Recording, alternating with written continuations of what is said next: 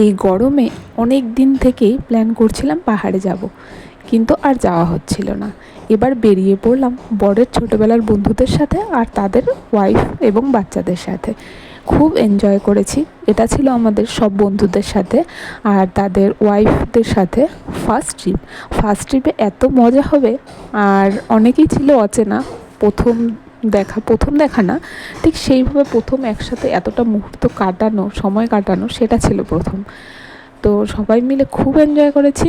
মনে হয়নি যে আমরা একে অপরকে সেভাবে চিনি না, মনে হচ্ছিলো সবাই যেন সবাইকে অনেক আগের থেকে খুব ভালো মতোই চিনি। তাই ট্রিপটা আরও বেশি এনজয় করেছি। সবাই মিলে খাওয়া দাওয়া করেছি, ঘুরেছি, আনন্দ করেছি।